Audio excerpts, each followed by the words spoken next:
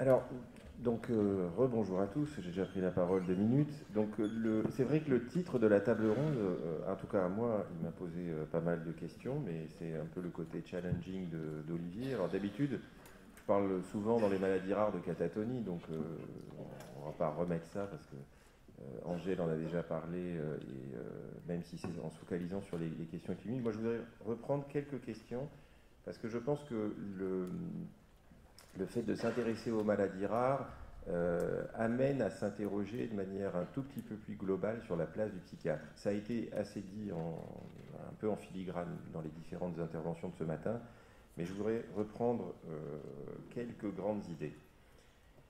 D'abord, première idée sur la question du diagnostic. En fait, on a entendu ce matin et aujourd'hui essentiellement parler du diagnostic étiologique. Donc ça, c'est un niveau de diagnostic effectivement tout à fait important quand on s'intéresse à la question de l'organicité, même si, comme l'a très bien expliqué Stéphane Mouchabak, la question des liens entre ce que l'on retrouve au plan organique et la causalité qu'on peut s'en faire n'est pas toujours simple à réaliser. Et d'une certaine manière, c'est un peu aussi ce que disait Arnold Mennick quand il parlait des causes génétiques de l'autisme. Et quand, dans sa dernière, ou parmi les dernières diapos, il expliquait nous, on ne s'intéresse qu'aux gènes connus, ça évite finalement d'avoir à se poser des questions compliquées par rapport à des trouvailles quand on fait par exemple des exomes. Mais en même temps, c'est des questions qui de toute façon vont voir le jour, puisque aujourd'hui, vous savez que on peut envoyer son ADN par la poste à des labos à l'étranger, et puis on a un pédigré de risque génétique qui vous est renvoyé par la poste. Le deuxième niveau de diagnostic, c'est le diagnostic à proprement parler psychiatrique. Et pour nous, psychiatres d'enfants et d'adolescents, le diagnostic psychiatrique, c'est bien sûr l'axe 1, on va dire, du DSM, mais je fais un peu le réac, je reviens au DSM-3, et je dis l'axe 2, c'est-à-dire le développement.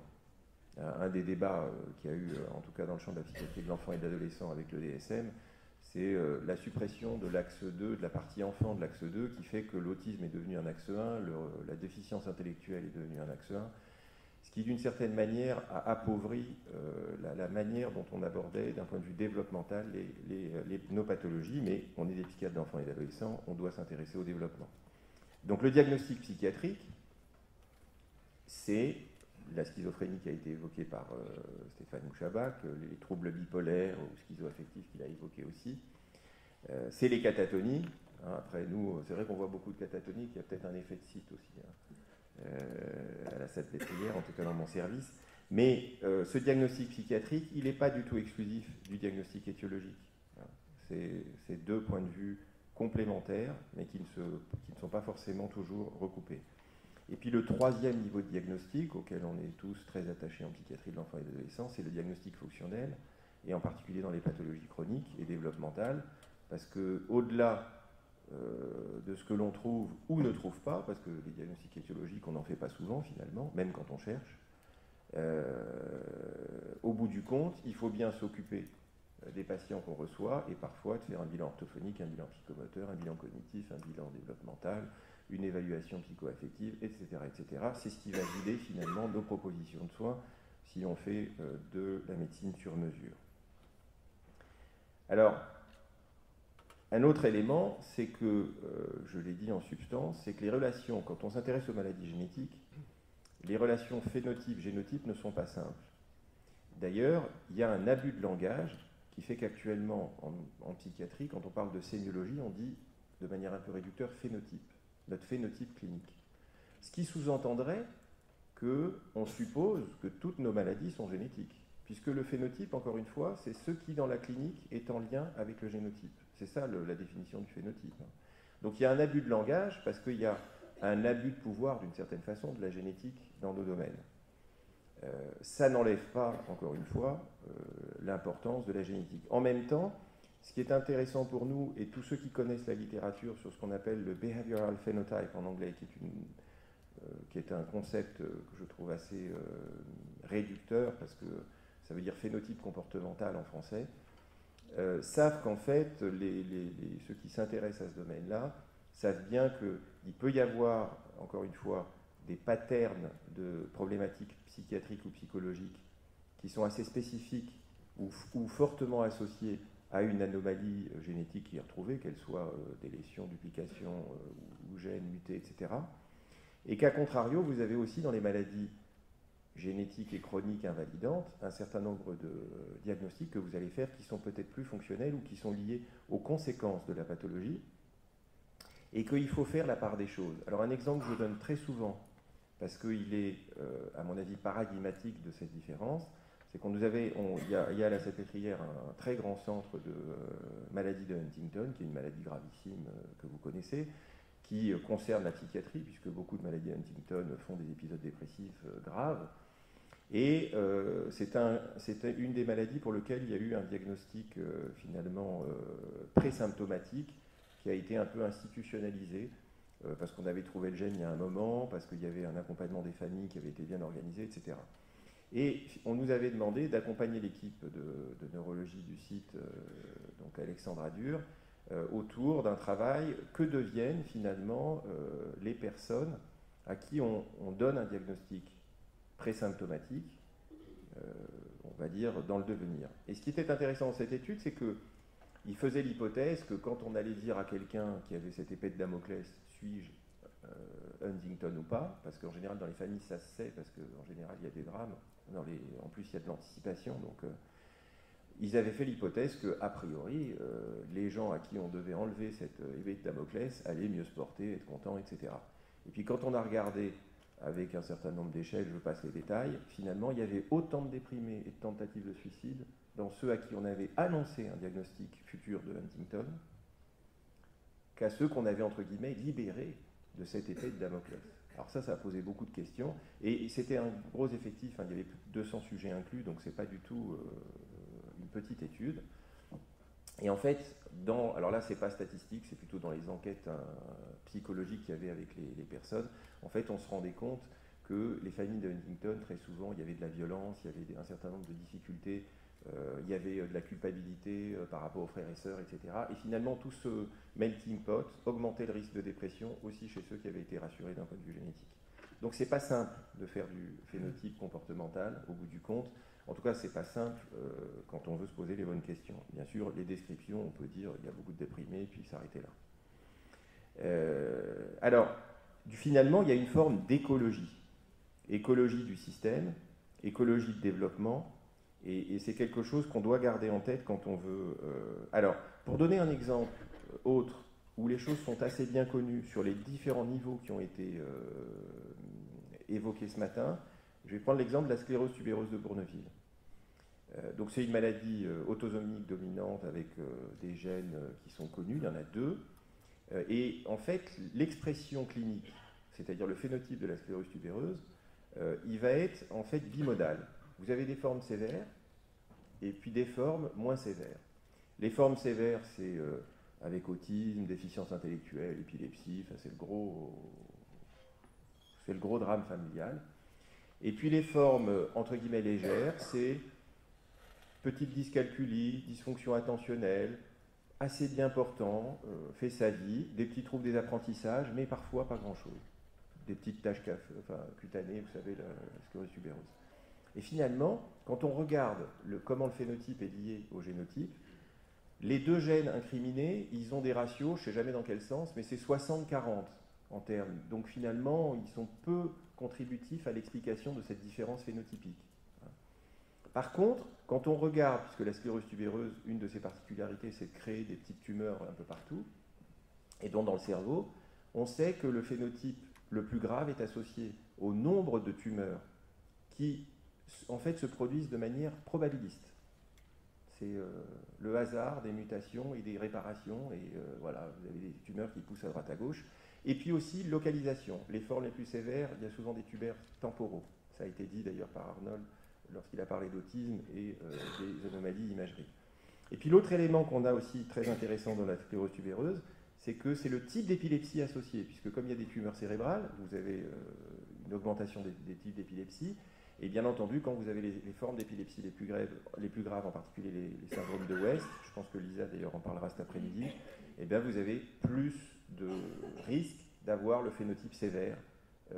Et je trouve que c'est un bon modèle pour montrer la complexité finalement des relations où il y a la génétique, l'organisation cérébrale, la fonctionnalité cérébrale, parce que l'épilepsie c'est de la neurophysio, pour encore une fois rencontrer un phénotype.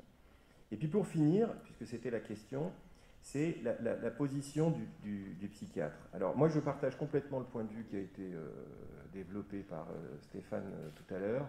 Je crois que le psychiatre doit plus que jamais redevenir médecin. Alors je dis redevenir parce que je pense que parfois il a abandonné de l'être.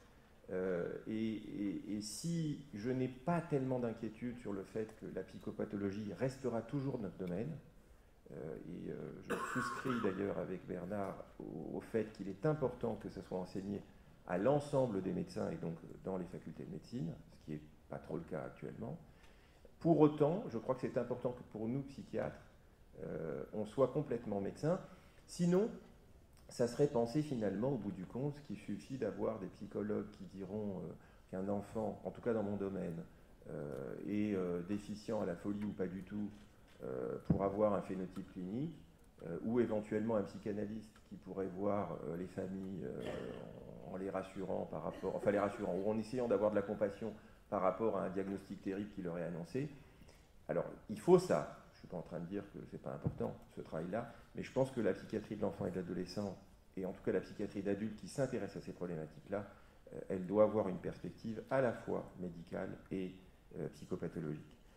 Et puis pour revenir sur la question des facteurs de risque, je pense qu'aujourd'hui, on a suffisamment d'arguments quand on regarde les sciences de l'évolution, quand on regarde les neurosciences modernes, pour dire que finalement, les facteurs de risque ne sont pas de 2 ordres, comme j'ai entendu ce matin, mais plutôt de 3 ordres, de mon point de vue. C'est bien sûr un ordre endogène, un ordre environnemental, mais aujourd'hui on sait qu'il y a aussi un ordre interactif et synchronie, puisqu'on a beaucoup de situations expérimentales et de modèles où on montre que la synchronie a des valeurs biologiques et même des corrélats hormonaux. Et c'est bien entendu quelque chose qui est très important dans la transmission du stress mère-bébé. Ça a été montré dans énormément d'études, à la fois humaines et animales. L'autre élément, c'est que dans les facteurs environnementaux, on se doit de distinguer les différents niveaux d'impact de l'environnement. Alors, ça, c'est pas tellement travaillé, donc il y a des propositions. Moi, je vous fais celle que j'ai essayé d'élaborer, qui est la proposition suivante, c'est de distinguer les impacts environnementaux qui sont toxiques directement sur le cerveau. Ça va être certains médicaments pendant la grossesse, ça va être la pollution atmosphérique, ça va être... voilà, donc ça c'est directement sur le cerveau.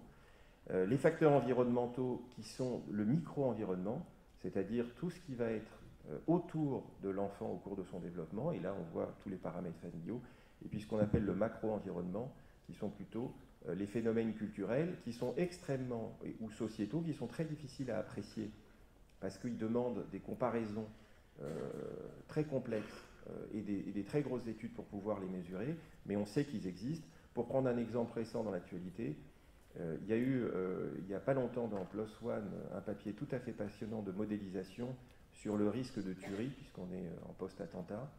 Et vous savez qu'il y a des tueries très fréquentes dans les écoles et les collèges américains, enfin collèges au sens de université, mais également des tueries qui sont dans les rues avec des snipers qui tirent un peu partout. Alors bon, c'est sûr qu'il faut avoir accès aux armes pour voir ces tueries.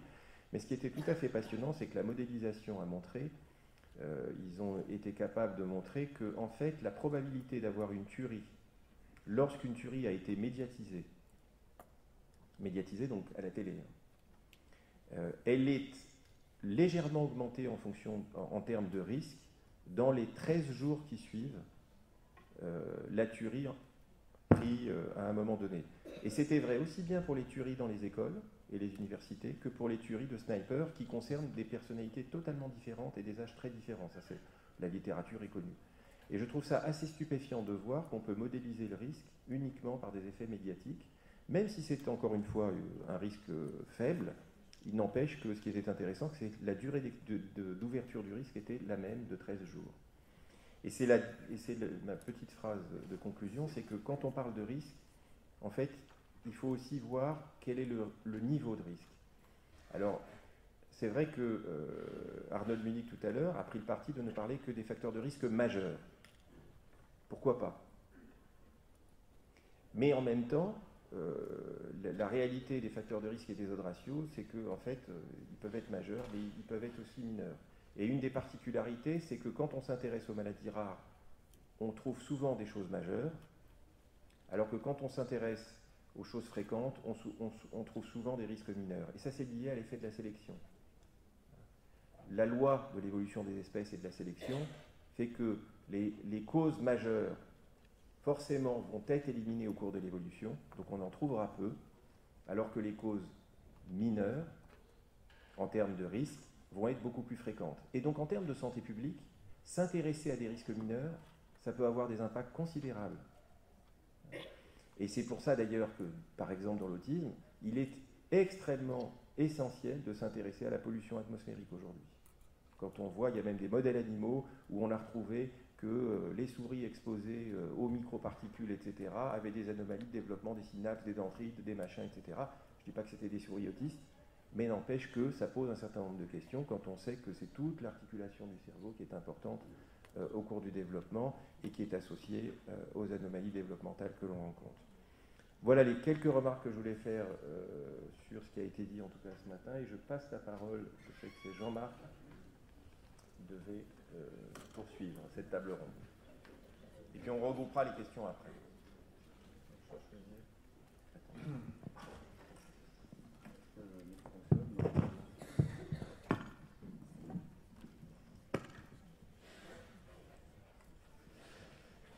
Merci, je cherchais Olivier, parce que j'ai quelques diapos, ben voilà, il va arriver.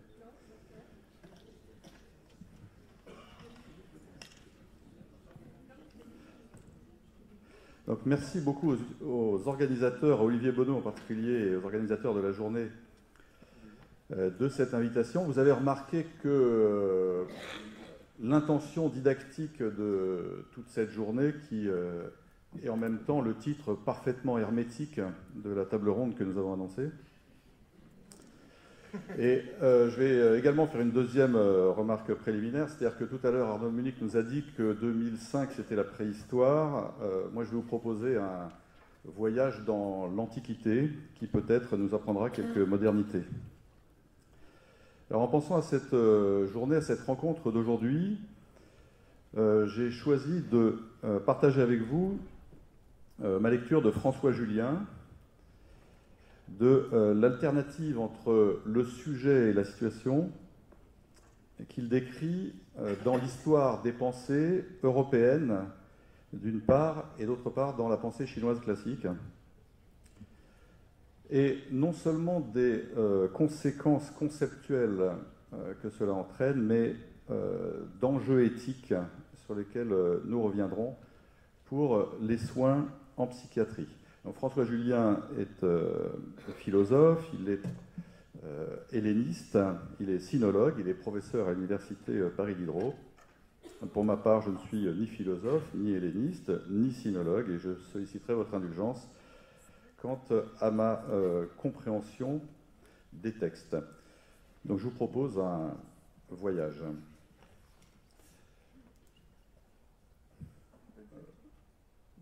Oui, je crois qu'il est là. Non, il n'est pas là. Je pensais qu'il était... Voilà. Donc dans le dossier Olivier Bonneau, tu vas trouver ce que tu cherches, un PowerPoint. Donc mon argument est qu'on ne peut comprendre le rapport somatique-psychique si on ne le remet pas dans son contexte, c'est-à-dire en situation. Donc je partirai de la première question fondamentale, qu'est-ce que mon corps, pour reprendre l'historique du rapport somatopsychique, sa construction philosophique, philologique, qui va être rendu possible par le regard extérieur, enfin d'une autre culture que la culture occidentale, la culture ancienne chinoise, et qui va nous conduire à découvrir que ce rapport n'est ni premier ni universel, puis que la place prééminente de cette question contient en creux, à la fois dans ses termes, mais également dans sa langue, dans son histoire, la défense du cogito cartésien et de la prééminence du sujet, à laquelle s'oppose et qu'enrichit l'alternative sujet-situation. Nous aborderons les conséquences de la situation comme alternative au sujet, conséquences d'une part sur le plan conceptuel, c'est-à-dire que nous ferons la proposition d'une biologie en situation, avec d'une part des conséquences stratégiques, où la situation est une ressource.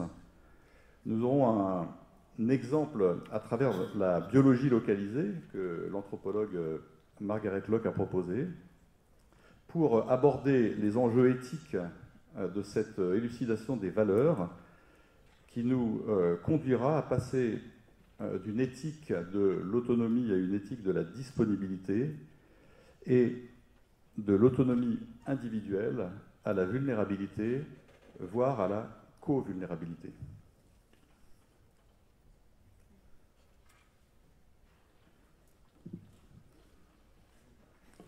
Vous voyez sur cette image la performance de l'artiste qui s'appelle He Yunchang sur la rivière Yang dans la province du Yunnan. Chacun de ses avant-bras a été incisé sur 1 cm de profondeur par un boucher local pendant qu'il est suspendu au-dessus de la rivière. Et Yunchang utilise le même couteau pour couper la rivière et interrompre son flot en dessinant une séparation temporaire alors que son propre sang se mélange au courant. Après 30 minutes, la coupure réalisée dans la rivière mesure 4500 mètres de long, selon les calculs de l'artiste. Qu'est-ce que mon corps? Alors ça paraît presque inutile de définir ce qu'est mon corps, tant cela semble tomber sous le sens, c'est univoque, tangible, objectif, en opposition à l'insaisissable de l'âme. C'est comme une fausse évidence, j'ai un corps, ou ceci est mon corps. Et ça apparaîtrait presque comme dénué de tout parti pris théorique. Même les tentatives de conjonction entre somatique et psychique qu'on retrouve par exemple dans la psychosomatique, ou bien dans la pulsion, concept frontière qui représente au niveau psychique l'activité du corporel, la source des excitations internes, respecte cette même distinction entre les plans physiques et psychiques et la prééminence du sujet. Pourtant, remettre en question ce que c'est qu'avoir un corps dérange intimement la pensée européenne, tant cette bipartition de l'âme et du corps est fonctionnelle pour notre esprit. Et au contraire, le détour par la pensée et la langue chinoise ancienne questionne ces oppositions, d'une part entre le psychique et le somatique, et d'autre part entre le vital, le moral, le spirituel. On va partir de cette expression en chinois classique qui est « nourrir sa vie ». Yangshen. Nourrir en langue européenne, c'est d'une part imposer son sens propre, c'est une évidence physiologique et quotidienne. D'autre part, on parle de nourrir son désir, nourrir un rêve, nourrir une ambition. La lecture nourrit l'esprit. De même que je nourris mon corps, je nourris mon âme, dit Platon, opposant ainsi le matériel et le spirituel. Alors est-ce qu'on n'est pas déjà dans cette opposition, dans le parti pris de notre pensée occidentale? Est-ce qu'on ne risque pas d'occulter d'emblée une expérience la plus entière, globale, vitale? Première, évidemment, on pense au premier développement du bébé. Dans l'expression « nourrir sa vie », ma vie est saisie globalement. C'est mon potentiel vital, disent les Chinois classiques. Nourrir sa vie ou nourrir sa nature, c'est tout un. La nature humaine, c'est la vie, dit Yang Zhu. Ma seule responsabilité est dans le soin que je prends d'entretenir ce potentiel de vie. Les Chinois parlent de la quintessence, ou ils parlent de l'énergie. Et nourrir sa vie, c'est ni physique ni psychologique, ou bien c'est inséparablement les deux. Et cette non-séparation est précieuse.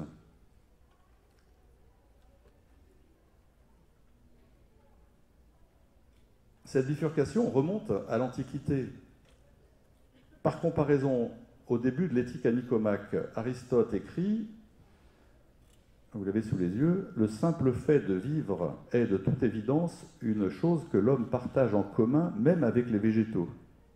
Or, ce que nous recherchons, c'est ce qui est propre à l'homme. Nous devons donc laisser de côté la vie de nutrition et de croissance. » Eh bien, la pensée chinoise ancienne fait le choix exactement inverse. Chez Zhuangzi, contemporain d'Aristote, est écrit « Ma vie a un terme ». Or, la connaissance n'en a pas. Avec ce qui a un terme, poursuivre ce qui n'en a pas, c'est dangereux, épuisant. Et quand c'est dangereux, épuisant, vouloir encore et toujours mettre en œuvre la connaissance, c'est encore et toujours épuisant. La pensée chinoise se détourne d'une activité de connaissance intellectuelle et psychique sans fin pour se concentrer sur la capacité à conserver son potentiel vital. Et pas plus qu'il n'y a dans la pensée chinoise d'âme individuante, il n'y a de concept de matière qui s'y oppose. Mais il y a une matérialisation par concrétion continue sous le facteur yin, en même temps qu'animation sous le facteur yang. Ainsi, pour le chinois classique, je suis formé, comme le monde au dehors, de cette double tension contraire et se compensant qui me tient en vie. Alors évidemment, cette conception ne s'intègre dans aucune de nos cases philosophiques. Ni le corps n'est jugé comme une réalité illusoire ou méprisable, ni l'affirmation de la réalité d'un corps ne réduit l'esprit à un épiphénomène qui serait sécrété par l'organisme. Seuls existent des phénomènes d'individuation, désindividuation, une actualisation, une formation processive. Donc cette dynamique qu'on retrouve. D'où, pour les Chinois, le choix de vie, soit en se laissant matérialiser par les choses, mon être se réifie, soit au contraire, ce qui est appelé pratiquer sa forme actualisée. En fait, on pourrait traduire par corps, mais ça serait trop restrictif. La forme actualisée intègre l'attitude morale. Pratiquer sa forme actualisée consiste à s'ouvrir à la communication à l'intérieur de soi-même, comme avec le monde. Ainsi, nourrir sa vie implique inséparablement l'âme et le corps, et une fonction qui s'appelle le cœur et esprit, Chine, est une fonction au même titre que les fonctions des sens, la fonction de se rendre compte moralement. Se rendre compte moralement, c'est une fonction parmi les fonctions des sens, ce qui implique une intégration entre les sens et la conscience morale. Les vertus qui s'enracinent dans la conscience morale croissent et se manifestent en imprégnant de leur harmonie l'air du visage.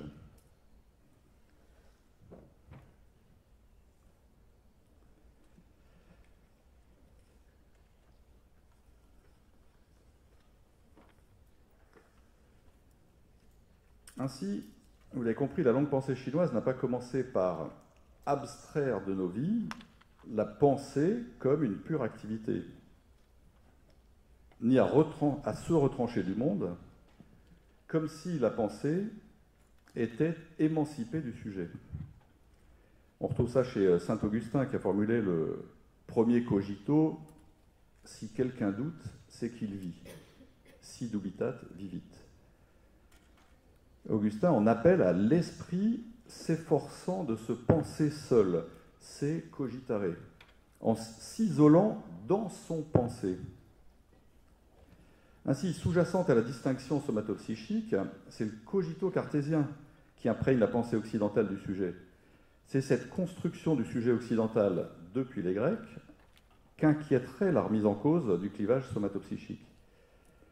Et même si elle se fait au prix de l'évacuation du sujet en situation, en particulier avec la co-originarité de l'autre et de soi, idée très chère aux philosophes contemporains, regard que nous autorise l'extériorité de la culture et de la langue chinoise. Alors, je ne vais pas reprendre l'archéologie du sujet, juste quelques balises depuis cette bifurcation entre la pensée occidentale et la pensée chinoise, distinguant ces deux pensées. Alors comme Bernard Gols aime bien le rappeler dans ses cours, le monde est pensé à partir de ses opposés, le chaud-froid, le haut-bas. Et en Chine, ce sont des vecteurs de souffle-énergie, le Qi, formant polarité, yin et yang, on en a parlé. Ils se suffisent dans leur interaction. Alors que, pour Aristote, cela désigne nécessairement un troisième terme qui est sous-jacent au changement et qui va passer d'un état à l'autre, c'est-à-dire un substrat qui va avoir des attributs. Et ce substrat neutre, ou ce sujet, lui, ne change pas. C'est-à-dire que le sujet se détache de la situation, du fond situationnel, on pourrait dire, sur lequel il se découpe. Socrate ne se réduit pas à Socrate assis. Sinon, instruire Clinias, c'est le tuer, puisque supprimer Clinias ignorant, c'est aussi supprimer Clinias. Donc on se souvient aussi, par exemple, des cercles concentriques des stoïciens, où au centre, on a l'âme, le guide intérieur, et les 5 cercles concentriques vont décrire le situationnel. Le plus extérieur va être autrui, puis le passé à venir, puis le présent, puis les émotions involontaires, puis le destin, et au centre, la partie hégémonique de l'âme qui va révéler mon autonomie.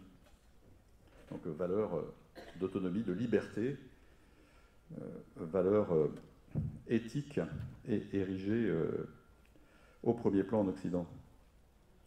Le sujet européen, c'est la substance aristotélicienne, dégagée de ses attributs, en particulier corps et acte compris, est aussi le sujet grammatical. Vous savez que dans le chinois classique, il n'y a pas de pronom grammatical. Avec Augustin, il est aussi le sujet du rapport à Dieu, dont il est aussi dégagé dans la pensée chinoise. La subjectivité ne se borne plus à des sentiments, des affects, avec saint Augustin, ou même avec la conscience de soi. La découverte décisive d'Augustin est l'ouverture d'un intérieur de soi plus intérieur encore, on pourrait dire le plus intérieur, c'est ce qu'on appelle l'intime. Et en Occident, le sujet devient finalement un cheminement singulier dont la clé est le récit. La langue pensée chinoise ne fournit aucune histoire similaire de l'avènement du sujet.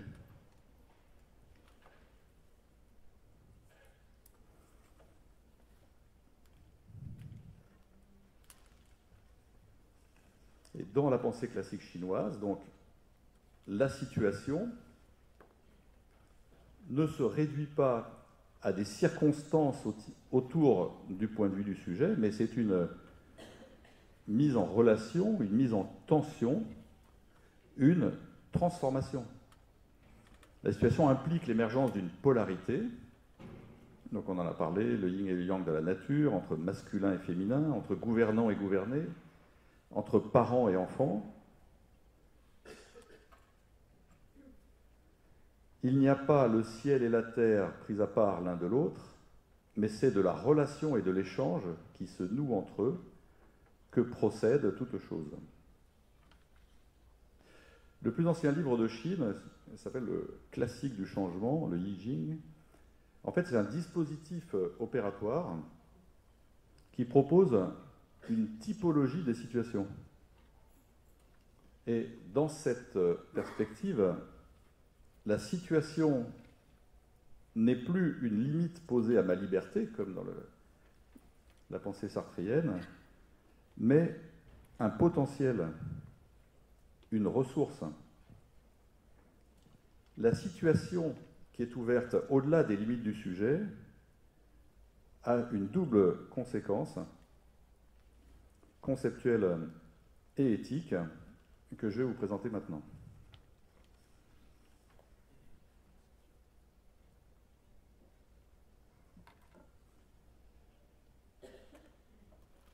Alors la première conséquence, c'est une conséquence stratégique.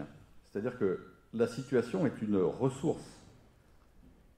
avec laquelle il faut collaborer, tirer parti, s'en rendre partenaire, s'inscrire au sein du jeu relationnel. À l'engagement du sujet va se substituer un processus, l'art d'opérer efficacement. Aucune situation n'est a priori négative, puisque au temps de l'essor, pour la Chine ancienne, je reste vigilant, au temps du déclin, je reste confiant, en attendant la transformation du déclin.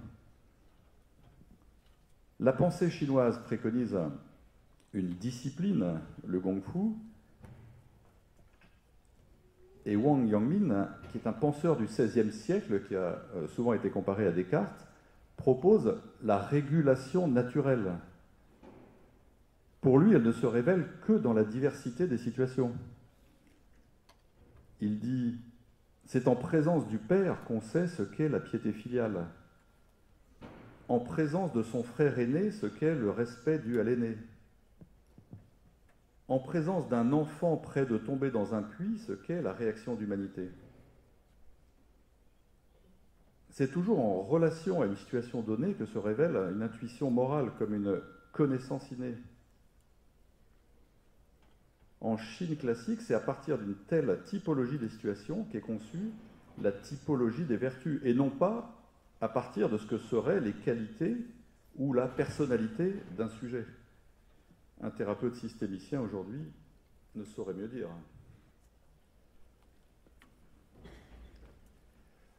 La biologie localisée, c'est un courant de l'anthropologie médicale qui a été fondé par Margaret Lock, qui est anthropologue à l'université McGill à Montréal. Elle a obtenu un prestigieux prix Installet à la suite de ses études sur la ménopause chez les femmes japonaises et nord-américaines. Et c'est à partir de ce travail qu'elle a forgé le concept de biologie localisée, qui est à l'origine d'un nouveau courant d'anthropologie médicale. Il vise à étudier les variations du corps humain en relation avec l'environnement social, culturel et économique. Ce courant est en plein essor, et en particulier sous l'impulsion des découvertes en épigénétique. Alors ces études, en particulier, ont permis de montrer que si la ménopause survient au même âge chez les femmes japonaises et chez les femmes nord-américaines, les symptômes associés diffèrent. Les bouffées de chaleur, les suées nocturnes sont moins fréquentes en Occident. De même, l'ostéoporose, les maladies cardiaques et le cancer du sein. Et les anthropologues ont observé que la ménopause diffère également dans la place qu'elle a dans la société japonaise et dans les termes employés. Au Japon, c'est décrit comme une évolution vers une période de vie plus spirituelle. Il y a une connotation beaucoup plus positive autour de cette période de la vie.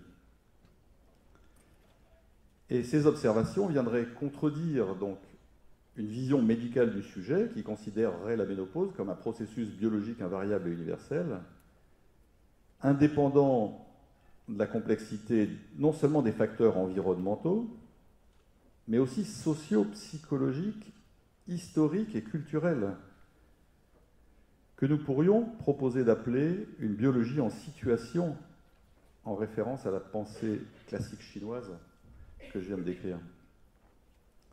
Et je souligne que Margaret Lock, qui a été invitée à Genève récemment pour un colloque de sciences humaines sur le thème de l'épigénétique et environnement, s'inquiète des implications politiques des études en épigénétique, en particulier en épigénétique comportementale, qui pourraient stigmatiser des populations vulnérables, par exemple les risques à long terme pour le fœtus du mauvais stress durant la grossesse, en ne proposant que des réponses médicamenteuses ou réglementaires. Je crois qu'en 2013, il y a eu des recommandations à ce sujet, au détriment de choix politiques qui relèvent de la responsabilité de la société.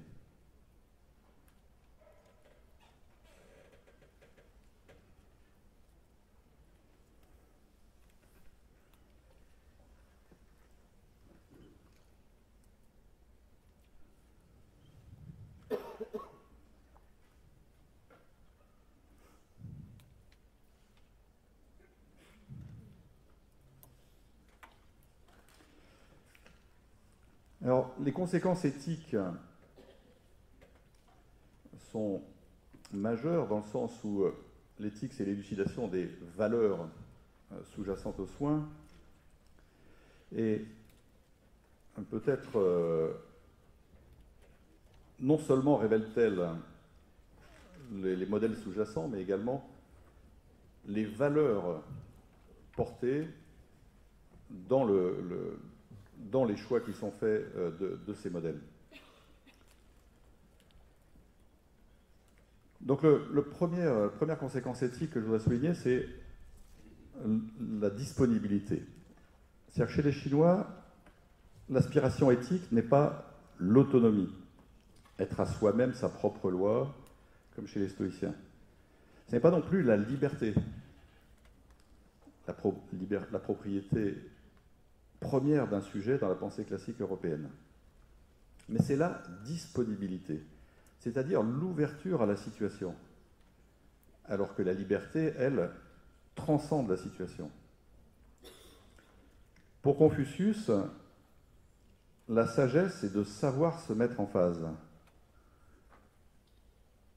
Quand il convient de prendre une charge, il la prend. Quand il convient de la quitter, il la quitte. L'éthique procède non de règles, mais d'une régulation continue. Le maître n'a pas d'idée, de nécessité, sous-entendue, à laquelle il tiendrait d'avance. Le maître n'a pas de position, sous-entendu, de position arrêtée. Le maître n'a pas de moi, ce qui est encore plus difficile à comprendre pour un occidental. Un moi dans lequel il s'enliserait, sous-entendu. L'éthique, c'est répondre à tous les possibles de la situation, en épouser la globalité, pour ne pas tomber, non dans l'erreur, qui est l'obsession de la philosophie occidentale, mais dans la partialité. Je pense que ça pourrait être une belle devise pour une psychiatrie intégrative à laquelle beaucoup d'entre nous sommes attachés. Je voudrais souligner en particulier les enjeux du passage d'une autonomie individuelle à une vulnérabilité, voire même à une co-vulnérabilité, une vulnérabilité de situation. L'éthique, c'est la lutte du bien contre le bien, comme le dit Jean Leonetti, et le couple autonomie-vulnérabilité est un moteur important pour orienter nos actes et nos valeurs. Donc je pense que les conséquences du passage du sujet à la situation, c'est rééquilibrer le couple autonomie-vulnérabilité du côté de l'attention à la vulnérabilité en situation, et peut-être prendre le risque de cesser de faire de la vulnérabilité l'attribut du sujet. On sait bien que vulnérabilité d'autrui et vulnérabilité à autrui sont conditions de l'action soignante. Être soignant suppose appréhender la vulnérabilité d'autrui pour la comprendre, évidemment, mais reconnaître ma propre vulnérabilité. Renoncer à une posture fantasmée de toute puissance guérisseuse, salvatrice, libératrice, accompagnatrice. Et peut-être prendre le risque de penser la vulnérabilité comme une reliance, comme une co-vulnérabilité. Donc c'est un terme qui est emprunté à la psychologie sociale, qui veut dire la condition de l'être en lien.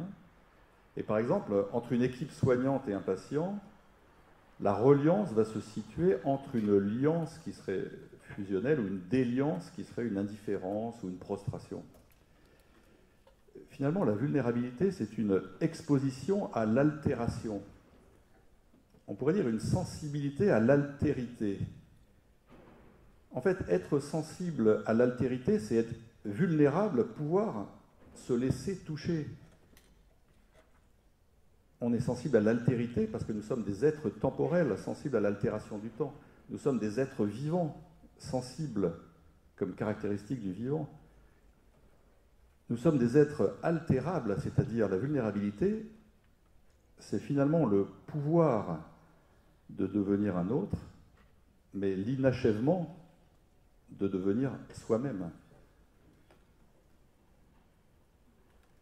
Et au-delà de la théorie classique de la sollicitude, comme citeo solus, mobilisation totale de mon être par la présence d'autrui, donc c'est l'image du visage, c'est Lévinas, on pourrait parler, comme Winnicott, de la mutualité. Et on connaît ce très bel exemple qu'apporte Winnicott du bébé de 12 semaines. En tétant le sein, le bébé joue à mettre son doigt dans la bouche de sa mère, comme pour la nourrir. C'est depuis la mutualité des expositions, c'est-à-dire que le parent, lui aussi, est exposé à son devenir parent, qui va être rendu possible par la co-vulnérabilité, que va se construire un réel échange où chaque soi devient autre. En conclusion, vous l'avez compris, le rapport entre le somatique et le psychique ne peut faire l'économie du détour par l'autre, par les autres, par le monde. C'est dans leur relation que l'unité somato-psychique du bébé se construit. Le soin maternel précoce apparaît de cette façon comme le paradigme d'une biologie en situation. L'organicité ne saurait informer le psychiatre qu'en s'extrayant du pli du cogito, de l'enfermement dans le sujet, condition d'une ouverture non seulement conceptuelle, mais vous l'avez vu aussi éthique. C'est la condition d'une disponibilité et d'une attention à l'autre. Pour Marcel Mauss, la peau, c'est non seulement le premier outil technique de l'homme, mais c'est aussi l'outil de l'éthos. C'est se conduire chacun pour tous et devant tous. Le corps est un organe politique dont les frontières sont prescrites par le nous. La peau construit l'un depuis le nous. Et la possibilité de dire « je » passe par celle de dire « nous ». Et je laisserai le dernier mot à Jean Améry, qui est auteur d'un livre qui s'appelle « La torture » en 1965. Vous savez que Jean Améry s'est suicidé en 1978, après il est passé par les camps de concentration pendant la Deuxième Guerre mondiale. J'étais un homme qui ne pouvait plus dire « nous ». La torture n'est pas seulement ce qui blesse l'homme, lui troue la peau, le fait pendouiller au bout de ses bras disloqués, elle est ce qui touche au « nous » de chaque un. Au contraire, le soin serait-il l'attention portée au « nous » de chaque corps, de chaque un. Je vous remercie.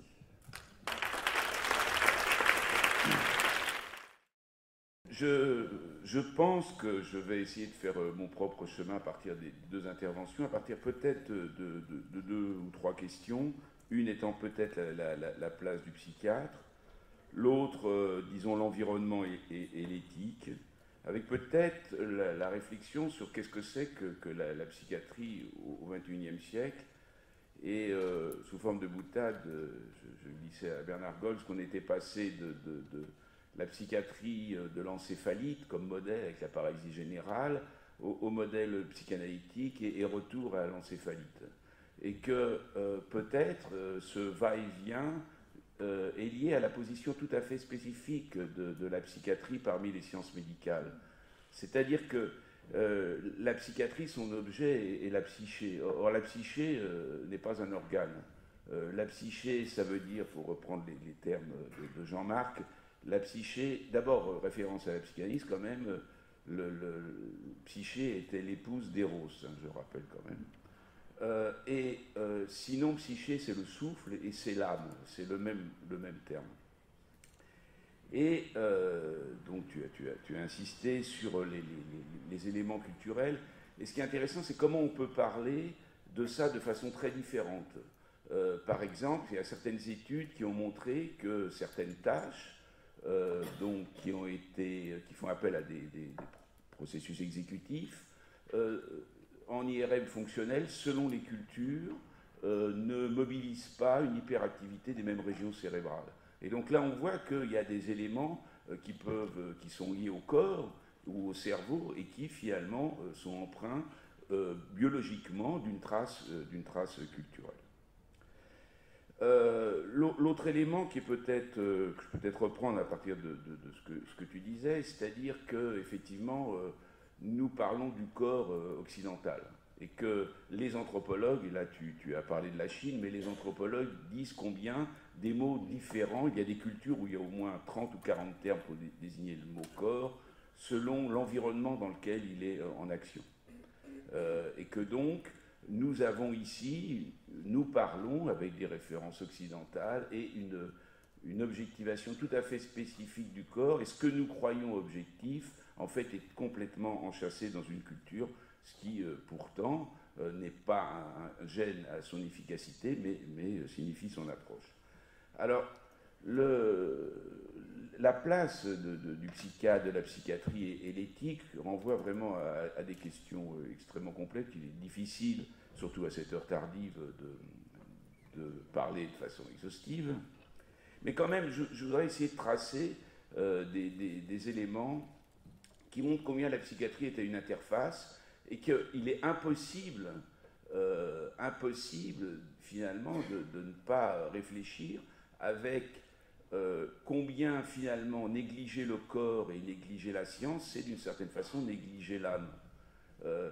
Ne pas reconnaître la maladie, ne pas rechercher à désigner le trouble, laisse le sujet en proie à sa propre culpabilité, à des étiologies tout à fait fantaisistes, et à une prise en charge inadaptée. Et que donc, il y a un élément éthique à considérer le corps et à rechercher donc les causes particulières, mais en même temps, c'est un respect, ça peut être un respect du sujet. Alors, le sujet humain, et je vais peut-être parler un tout petit peu plus de ce que je connais un petit peu mieux, c'est-à-dire le bébé et l'adolescence, c'est-à-dire des stades de remaniement neuronaux tout à fait intenses et particuliers. Et vous savez que au niveau international, il existe maintenant quand même une reconnaissance de ce qu'on peut appeler les solutions complexes. C'est-à-dire que tout à l'heure, ou ce matin, je crois que c'est Stéphane a parlé de la causalité. Maintenant, on ne parle plus de causalité univoque. Il y a des modèles mathématiques où l'effet vient modifier la cause. Et il y a des modèles qui sont absolument pas linéaires. Il y a des modèles où même il y a des causes qui induisent des conséquences contraires, dans des fusils logiques qui sont plus binaires. Donc, on a des modèles que nous ne savons pas encore nous servir, mais qui sont des champs possibles à la complexité.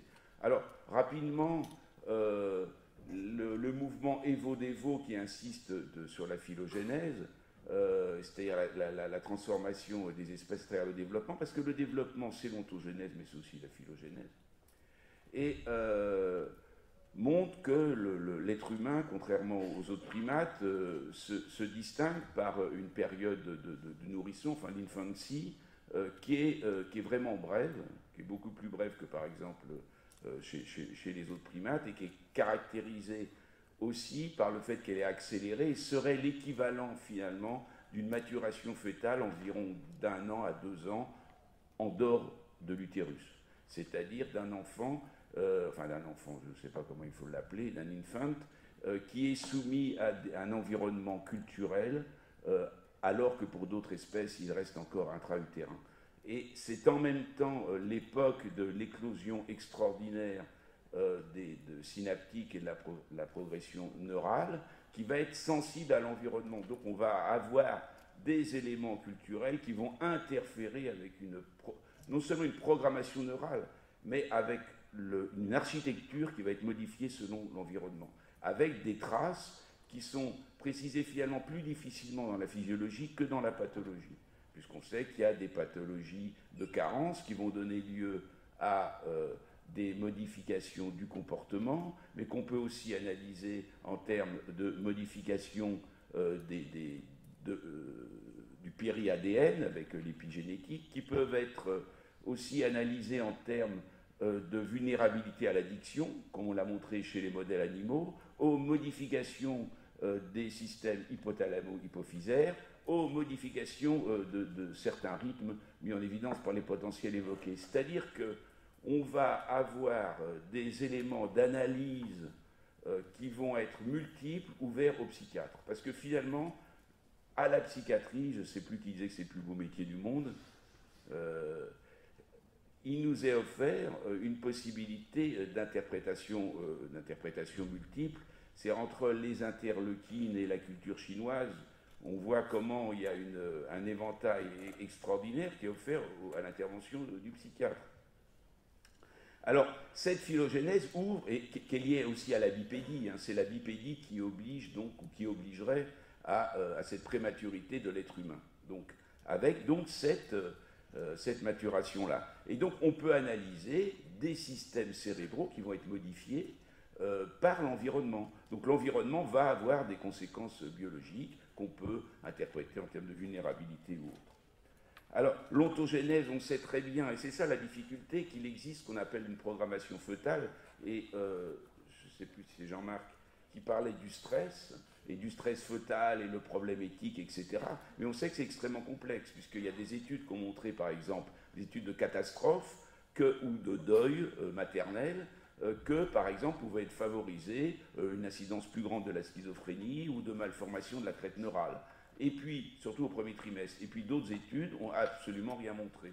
D'autres études ont montré qu'en temps de guerre, dans les pays où une grande solidarité était présente, le taux d'accouchement prématuré en temps de guerre sous les bombardements, ça date de la Deuxième Guerre mondiale, était plutôt moins élevé quand il y avait une grande solidarité que la moyenne antérieure à la guerre, et que par contre, là où ne s'instaurait pas une grande solidarité entre les gens, il y avait un taux d'accouchement prématuré plus bas. C'est-à-dire qu'il y a ces macro-environnements sociétaux qui sont à prendre en compte dans les régulations qui peuvent être analysées aussi en termes génétiques ou de développement.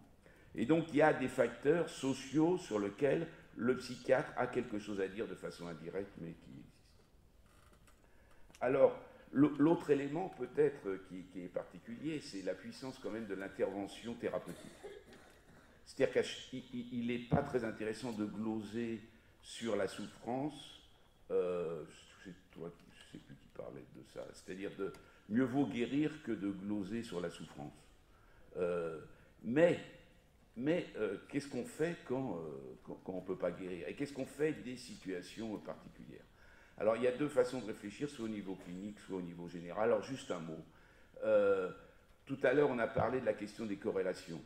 Vous savez que les promoteurs des big data se présentent comme le dernier paradigme scientifique, avec l'idée qu'en fait, ce n'est pas la cause qui compte, ce n'est pas la signification, c'est uniquement la corrélation.